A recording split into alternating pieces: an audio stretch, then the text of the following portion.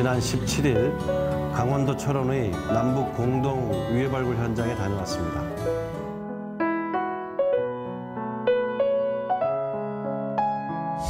청와대 왕 실장 정치를 이제 본격화했습니다. 내가 그 선글라스 끼고 그런 정치적 행위 해서는 안 될 사람 중에 한 사람이라는 걸 본인 잊지 마십시오. 자기 정치하려면 비서실장 자리에서 내려오십시오. 국민들은 또 하나의 차지처럼 또 다른 최순실을 보고 싶어 하지 않습니다.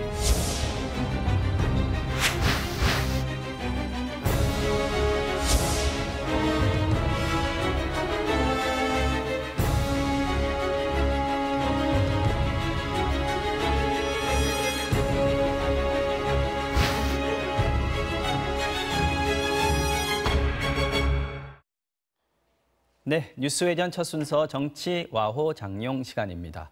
자, 오늘 주제에 대해서 이야기 나눌 두 분 모셨습니다. 김민전 경희대 교수 그리고 이현종 문화일보 논설위원 나오셨습니다. 안녕하십니까? 네, 안녕하세요. 네, 안녕하세요. 반갑습니다. 자, 야당이 요즘 임종석 비서실장 연일 집중포화를 하고 있습니다, 이 의원님. 네. 특히 손학규 바른미래당 대표가 이제 먼저 얘기를 꺼냈는데 연일 지금 얘기를 계속하고 있습니다. 자기 정치하지 말라 이게 이제 요점인 것 같은데 이게 네. 어떤 얘기입니까? 그러니까 벌써 대선 분위기로 가는 듯한 그런 착각마저 느끼게 할 정도입니다. 근데 아무래도 이제 자기 정치라고 하는 것은 이제 임종석 비서실장이 사실 비서실장이지 않습니까? 그렇죠. 청와대 참모죠. 네. 참모 중에서 이제 수장인데, 근데 이제 참모는 참모 역할을 충실해야 되는데 사실은 이제 어떤 면에서 보면 국정의 제2인자 같은 그런 어떤 느낌으로 다가오기 때문에 네. 야당 입장에서는 이게 뭔가 임종석 실장이 좀 어떤 자기 스스로의 어떤 정치를 좀 하는 것 아닌가, 그리고 좀 다음 총선이라든지 대선을 겨냥해서 활동하는 것이 아닌가, 이런 이제 지금 의문을 제기를 하고 있는 것이거든요. 네. 근데 사실 이제 우리가 역대 정부를 들어서면서 항상 이번 정부도 마찬가지입니다. 청와대 역할을 좀 줄이겠다.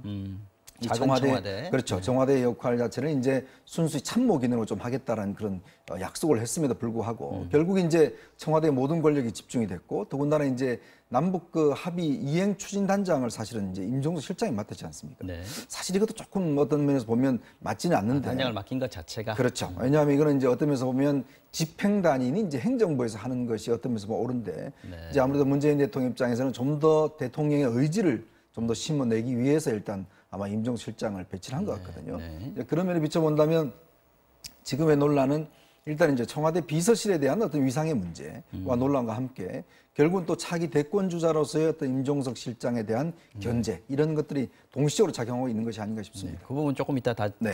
다시 자세하게 좀 얘기를 해보도록 하고요. 자, 손 대표도 그렇고 야권에서 나오는 그 공격의 수위가 점점 더 높아지고 있습니다.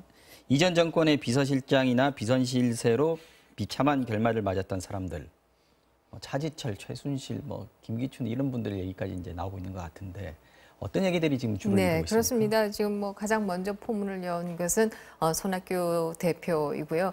자기 정치하지 마라라고 얘기하시면서 차지철이나 최순실의 말로를 보지 않았느냐라고 네. 이렇게 경고를 했습니다. 네. 그러자 연이어서 이현주 의원의 경우에는 대통령 행세를 하지 마라라고 하는 그런 표현도 썼고요. 또 김성태 원내대표의 경우에는 왕 실장이냐, 이 메가드 선글라스는 또 했겠냐, 이제 이런 얘기까지 나갔습니다. 눈이 안 좋다 그러잖아요. 네, 그렇습니다. 사실 50대 이상 되게 되면 다들 이제 눈을 보호해야 될 시점이긴 한데요. 혼자 섰기 때문에 아마 네. 그런 지적들이 나오고 있는 게 아닌가 하는 생각을 네. 하게 되고요. 왕 실장에서 더 나가서 하태경 의원은 황제 실장이다라고 하는 표현까지 나왔습니다. 하도 이러니까 이제 청와대가 이제 나섰습니다. 자기 정치라는 주장 자체에 동의를 하기 어렵다. 김의겸 대변인이 얘기를 했고요. 임 실장이 시찰을 하는 거, 네. 화살머리 고지였나요? 네, 그렇습니다. 이게 안 되는 일입니까? 대통령 실장이기도 하지만 아까 말씀하신 대로 남북 정상회담 이행추진위원장이기도 네. 한데 말이죠. 일단 이제 임종석 실장은 두 가지 신분을 가지고 있죠. 아까 말씀드렸던 비서실장과 이제 이행추진단장. 네. 저는 충분히 갈 수 있다고 봅니다. 왜냐하면 이제 아무래도 그때 당시에 이제 지뢰 제거라든지 이런 게 이제 구체적으로 이루어졌지 않습니까? 네. 그렇다면 과연 그런 작업들이 제대로 진행되고 있는지 이런 네. 부분을 충분히 점검할 저는 필요성이 있었다고 봐요. 네, 전사자 유해 발굴 작업도 그렇습니다. 거기서 그것도 이루어지지 마찬가지로 않습니까? 또 가서 직접 이제 확인했던 필요성이 있는 걸로 보여지는데 네. 문제는 이때가 사실 이제 문재인 대통령이 이제 유럽 순방 중이었거든요. 자, 그러면 예를 들어서 대통령이 이제 순방 중일 때는 비서실장은 상당히 이제 현장을 지킵니다. 예를 들어서 이제 어떤 대통령의 특별한 지시나 또 어떤 비상적인 상황에 대비해서 어떤 면에서 보면 이제 뭐 내각에는 총리가 있긴 하지만 청와대가 상황실이 돼서 이제 움직인다 이러는 것이거든요. 근데 이제 이날 같은 경우는 본인이 직접 현장에 직접 간 것뿐만 아니라 또 국방부 장관, 또 통일부 장관 등등을 이제 대동하고 갔단 말이죠.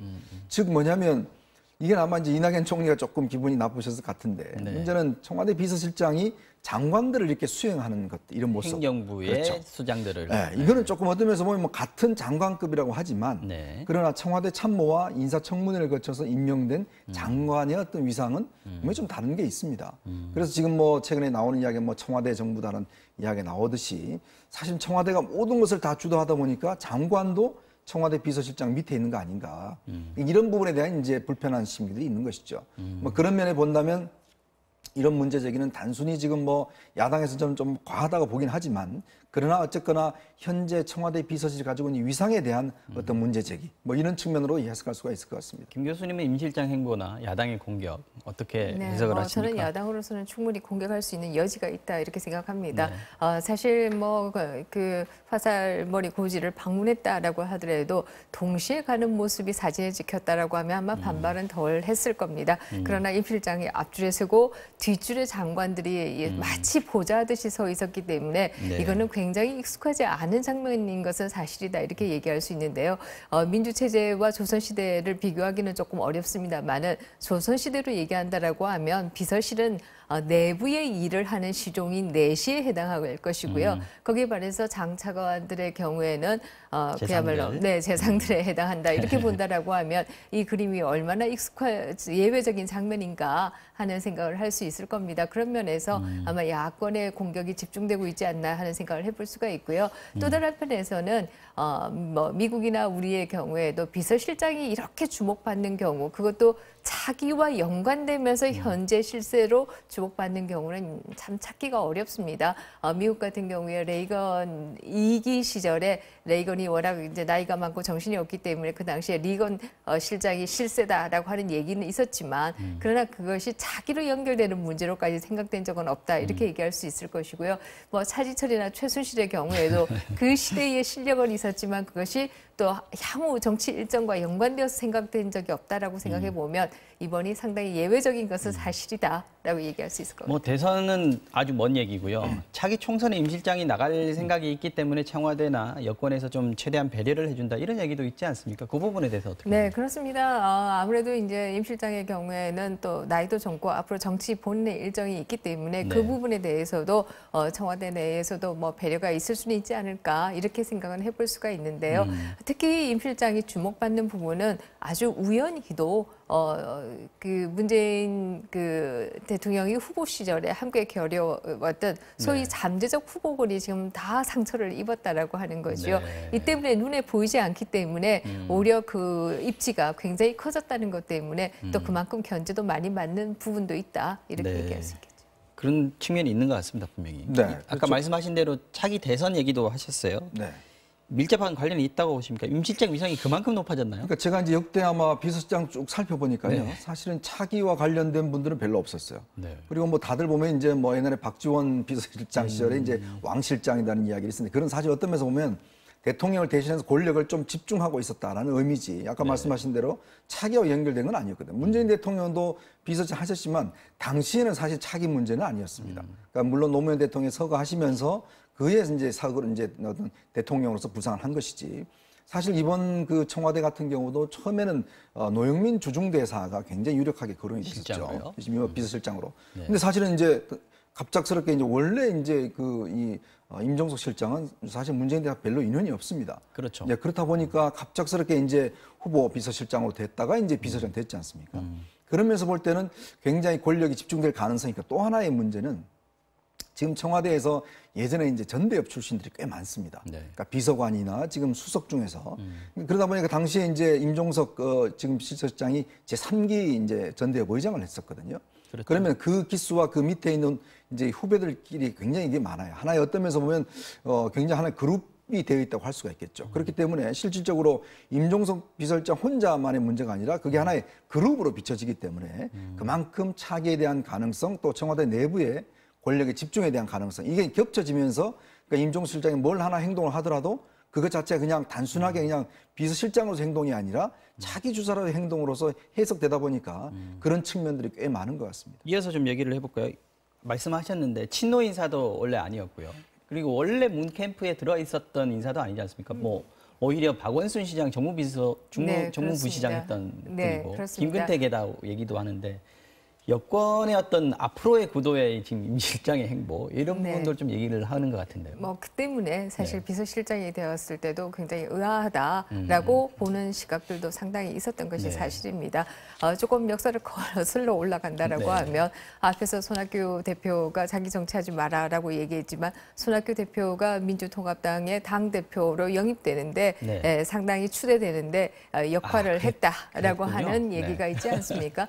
이 때문에 손학규 대표와 상당히 손발을 묘한 맞췄던 인연입니다. 그런 뭐 시절도 있었고요. 네. 그리고 난 이후에 2012년에는 한명숙 총리가 당 대표 시절에 또 사무총장으로서 도왔습니다. 네. 그 당시에 특히 2007년에 임종석 실장 그 당시에 의원이 친노와 관련된 인사들이 이제는 좀 정계를 떠나야 되지 않겠는가 이런 발언들도 해서 상당히 분노를 사기도 했고 그게 2012년에 공천을 받지 못하고 결국 사무총장도 사퇴하게 되는 그런 악연이 있었던 것은 복잡한 사실이다. 인연이 있었군요. 네, 그렇습니다. 이 때문에 지금도 이해찬 총리와는 임종석 실장이 상당한 악연이 여전히 남아 있는 게 아니냐 이렇게 보는 시각도 있는 것도 사실이고요. 또 다른 한편에 있어서는 그 당시 임종석 실장과 함께 행동했던 소위 386, 현재는 586들을 향해서 비판적으로 얘기하는 분들은 숙주 정치다라고 표현도 합니다. 숙주를 찾아서 여기저기 옮겨 다녔다라고 네. 하는 면에서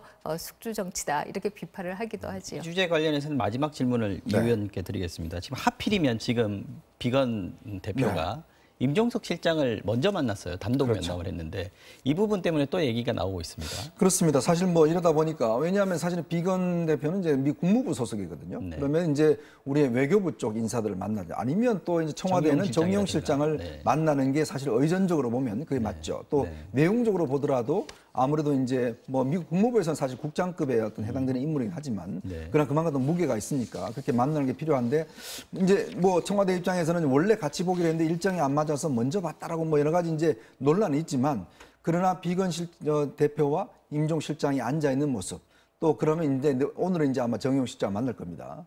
이제 그런 상황들이 겹쳐지면서 지금 보면 이렇게 우리가 그동안 이야기했던 것과 함께 그럼 미국도 혹시나 뭐 이런 지금 이제 의심을 하는 것이죠. 그럼 그만큼 이제 임종석 실장의 비중이 높아졌다는 것이고 또 하나의 측면은 아마 비건 대표가 왜 임종석 실장을 먼저 만났을까? 그걸 좀 풀이해 본다면 아무래도 이제 문재인 대통령의 최측근이기 때문에 과연 그러면 문재인 대통령이 어떤 북한에 대한 생각이 도대체 뭔가 정의용 실장보다는 오히려 임종석 실장한테 듣는 게 낫겠다라는 그런 판단. 예를 들어서 임종석 실장이 사실은 대통령의 복심이라고 한다면 가깝다라고 보는 그렇죠. 그런 것들이 이제 아무래도 정치로 본다면 굉장히 무게를 가질 수가 있죠. 네.